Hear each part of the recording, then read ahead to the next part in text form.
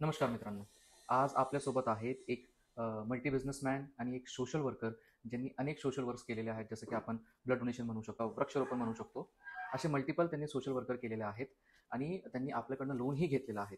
हे एक चांगले मोठे बिझनेसमॅन असून सुद्धा यांनी लोन घेतलेलं आहे. मी याच्या पुढे तुम्हाला सांगेल की त्याचा बेनिफिट काय असतो. पण पहिला आपण जाणूया की त्यांचा ओव्हरव्ह्यू एक्सपिरियन्स कसा आहे आपल्या थ्रू लोन घेण्याचा.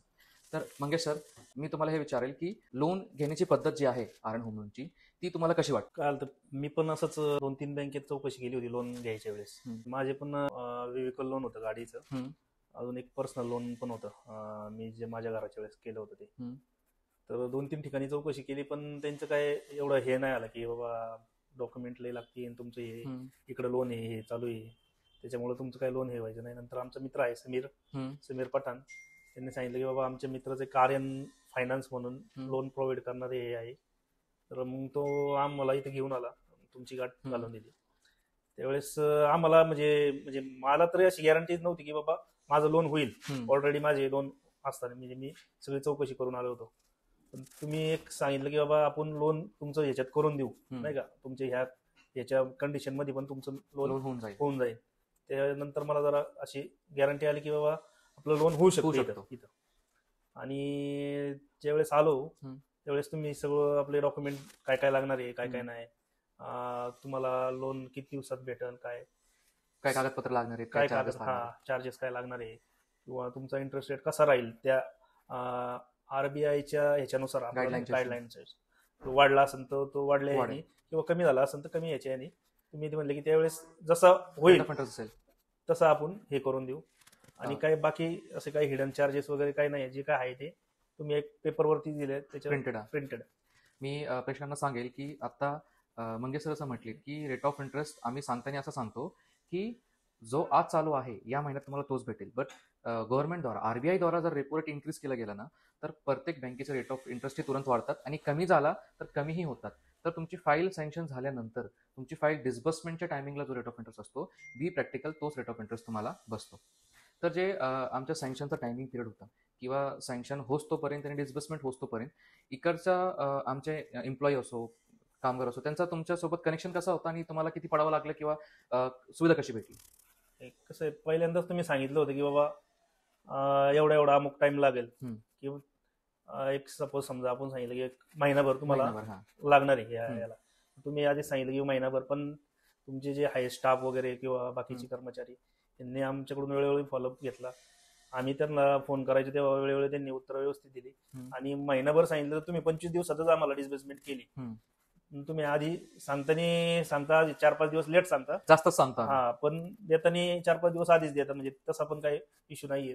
वेळेवरती लोन आपल्याला इथं भेटून जातं. अजून एक विचारायचं आहे की बऱ्याच ठिकाणी असं होतं की कर्ज घेताना रेट ऑफ इंटरेस्ट एक सांगितलं जातो आणि देताना त्याच्यापेक्षा 2-3% जास्त असतं. तर इथं असं काय घडलंय का? मी पहिलंच तुम्हाला सांगितलं की तुम्ही आधीच त्याच्यावरती एक सांगितलं की रेपो रेट नुसार जो काही इंटरेस्ट रेट असेल, समजा आता 9.2 असेल आणि तुमचं ज्यावेळेस डिस्बर्समेंट येईल त्यावेळेस समजा 9.4 झाला तर 9.4 ने तुम्हाला भेटेल, किंवा 9 झाला तर 9 ने भेटेल. तुमच्या डिस्बर्समेंट वेळेस जो काही तो आरबीआयच्या रूल नुसार रेपो रेट नुसार हे असेल इंटरेस्ट रेट, त्याप्रमाणेच तुम्हाला भेटेल.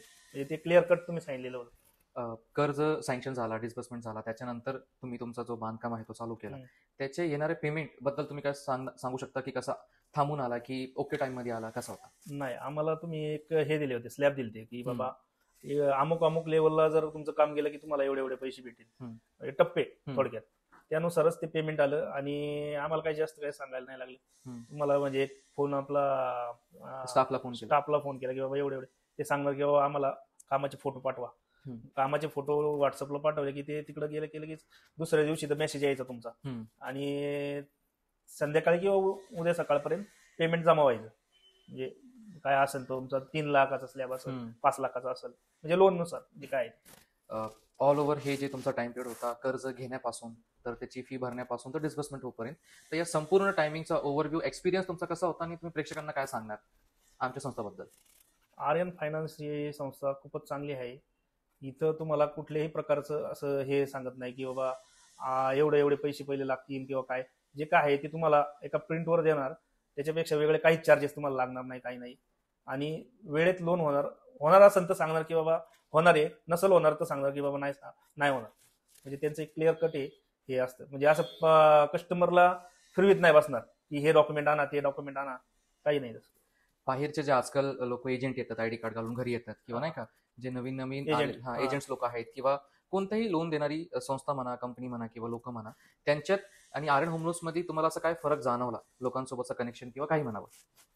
नाही, आता बरेचसे आता लोक हे करतात की नाही का, एजंट किंवा संस्था. आता माझ्या अनुभवानुसार अशा बरेचशा हे आहेत की लोन देताना देतात, म्हणतात की बाबा लोन घ्या तुम्ही आमच्याकडून, पण त्यांचे चार्जेस एवढे हे असतात की कस्टमरचं पार हे होऊन जातं पार, नाही का. आणि आमचा एक मित्र आहे आता आशिष म्हणून, त्याचं दाजींनी लोन केलंय असंच एका एजंट थ्रू. त्याचे हप्ते एवढे त्याचे जातात त्याच्यात. त्यांनी आता घर त्याचं स्वतःच विकायला काढलं की बाबा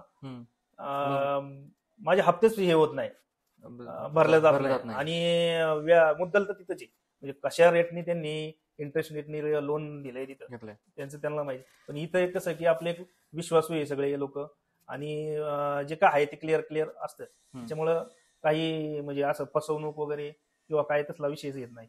मी प्रेक्षकांना सांगेल की आज तुम्ही एक उदाहरण दिलं आशिषचा. बरेच केसेसमध्ये असं होतं की तुम्ही लोन कुठल्या सेक्टरला घेताय हे जास्त महत्वाचं आहे. काही लोक कॉर्पोरेटमध्ये घेतात, पतसंस्थामध्ये घेतात, मग छोटे फायनान्स आलेत, प्रायव्हेट फायनान्स आलेत, मग एनबीएफसी आलेत, मग बँक आलेत, मग गव्हर्नमेंट बँक आणि गव्हर्नमेंट एनबीएफसी आली, असं सेक्टर्स असतात. हे लोक लोन देताना तुम्हाला एक रेट ऑफ इंटरेस्ट सांगतात, एक फ्लॅट असतो आणि एक ऍक्च्युअल रेट ऑफ इंटरेस्ट असतो. याच्यामध्ये डिफरन्स 4-5-6% असा डिफरन्स असतो. सांगताना 12 देणार, ते फ्लॅट सांगणार, पण ऍक्च्युअल जो रेट ऑफ इंटरेस्ट बसतो तो 18% पर्यंत बसतो. मग हे कस्टमरला सांगत नाही ते. आणि यांचे जे रेट ऑफ इंटरेस्ट असतात ना, ते अचानक वाढ होते त्याच्यात. जे प्रायव्हेट फायनान्स आहेत ना, ते बरेपैकी आरबीआयचे गाईडलाईन्स असं फॉलो करत नाही. आज 12 दिले तर उद्या 15 करून टाकणार. आणि इथं जे तुमचे चुकून हप्ते वगैरे थकलेत तर कधी कधी संपूर्ण अमाऊंट वरती सुद्धा ते चार्जेस लावतात. जसं की आपले जुने आपले सहकारी बँक वगैरे आहेत ते चक्री व्याज लावतात. त्यात काय होतं, माणूस बुडत जातो आणि एक टायमिंगला त्याला असं वाटतं की हे हप्ते भरून काय फायदा, ते प्रॉपर्टी त्या बँकेला दिलेली बरी. मग तेच त्या मागाच्या केसमध्ये तसंच झालं असं. आणि असं होतं मग त्या केसमध्ये की हप्ते थकले, सिबिलही खराब झाला, आता लोन ट्रान्सफरही करता येत नाही, काय करत नाविला त्यांनी कस्टमर ते कष्टाने घेतलेलं कर्ज आणि त्याचे हप्ते भरलेले ते प्रॉपर्टी त्याला बँकेला सोपावी लागते. अशी कोणती गोष्ट आहे जी आमच्याबद्दल तुम्हाला आवडली आणि एक तुमच्या हिशोबाने अशी कोणती गोष्ट तुम्ही आम्हाला सल्ला देणार की हे इम्प्लिमेंट करा? आवडली म्हणजे तुमच्या स्टाफचं सगळं हे सहकार्य, कस्टमरचं सॅटिस्फॅक्शन, या सगळ्या गोष्टी आहेत. आणि सल्ला काय तसं ओव्हरऑल तर तुमचा परफॉर्मन्स ओके, त्याच्यामुळे सल्ला काय दुसरा काय मला असं हे नाही वाटत त्या दिवशीच. मग हे तुमचं मोठं पण आहे. नक्की आम्ही सर्व्हिस अजून आमची इम्प्रूव्हमेंट करू, जे अजून आम्ही देतो अजून चांगली देऊ. आणि अजून एक सांगायचे की आताच तुमचं काहीतरी मी एक ह्याला वाचले जाहिरात की तुम्ही आता 11 गुंठ्याच्या प्लॉटला पण लोन हे करताय. हा, काय झालंय ना सर की आपल्या इथं सध्या 11 गुंठ्याची सामायिक जी खरेदी खत आहे ना, त्याला कोणी लोन प्रोव्हाइड करत नाही. मध्यम वर्गीला तोच एक वर्ग आहे जो 5 ते 8 लाखात प्लॉट विकत घेऊ शकतो. तर आता आपण त्यांनाही सुद्धा बांधकामाला कर्ज चालू केलेलं आहे. मला माहिती आहे की त्या बांधकामाला बऱ्यापैकी प्लॅन सँक्शन भेटत नाही, बांधकाम करणारा भेटत नाही. तर ते जे मध्य वर्ग असतो ज्यांचा पगार 25,000 असतो, जो कुठून तरी 5-6 लाख रुपये जमा करून जागा घेतो, तर त्यांचाही स्वप्न जो असतो घराचा तो पूर्ण करायचा एक प्रयत्न केलेला आहे आम्ही काही बँकेसोबत टाईप करून, की जे आता त्यांना लोन प्रोव्हाइड करतात ते. आणि त्याचा व्याजदरही सुद्धा असा एक 9-9.5% तर जास्तीत जास्त 11% आहे. ज्या गोष्टीला कुठे लोनच भेटत नाही त्यासाठी हा जो व्याजदर आहे तो खूप छान आणि चांगला आहे. ज्याच्यामुळे आतापर्यंत आम्ही क्षेत्रात ना 25 लोन वाटून झालेले आहेत. आणि त्या लोकांचे जे आम्ही म्हणतो की डोळ्यात खुशी बघितली की कुठं 25 आणि 22 लाखात 1 BHK घ्यायचा आणि त्याचा हप्ता भरायचा. इथं त्यांनी जागा घेतली कष्टाने आणि 10 ते 12 लाखात इझिली एक राहणारा घर रेडी होतोय त्यांचा, आणि हप्ता त्यांना जास्त 10,000 बसतो. हा, म्हणजे सर्वसामान्यांना परवडणार असं एक प्रोडक्ट आम्ही आणण्याचा प्रयत्न केलेला आहे. आणि जो इम्प्लिमेंट ती गरज होती. 11 गुंठ्याचे याला आता काही सर्वसामान्य लोकच हे करतात की बाबा ते सामायिक खरेदी घेतात, रेसिडेन्शियल झोन मध्ये घेतात, जागा क्लिअर घेतात, पण होतोय काय की त्याला लोनच भेटत नाही, तर घेऊन करायचं काय? मग ते लोन देत नाही, मग पतपिढी पासून व्याजदर खूप जास्त परवडत नाही. एखाद्याने घेतला तरी तर तोच किस्सा होतो की नंतर भरायला जड जातं, अडचणी येतात, सामान्य माणसाला लवकर अडचणी. बरोबर. तर प्रेक्षकांनो, जे मंगे सरांचा ओव्हरव्ह्यू आमच्या सर्व्हिसबद्दल रिव्ह्यू आहे, तुम्हाला कसं वाटलं, आमच्या संस्थाची सर्व्हिस तुम्हाला यांच्या थ्रू कशी वाटली, ते नक्कीच कमेंट थ्रू तुम्ही नक्की सांगा खाली. आणि जास्तीत जास्त शेअर करा, जास्तीत जास्त कमेंट करा की जर माझे काही क्लायंट्स असतील ज्यांनी माझ्याकडून लोन घेतलेला आहे, तुम्हाला हा इंटरव्ह्यू कसा वाटला नक्की खाली कमेंट करून सांगा.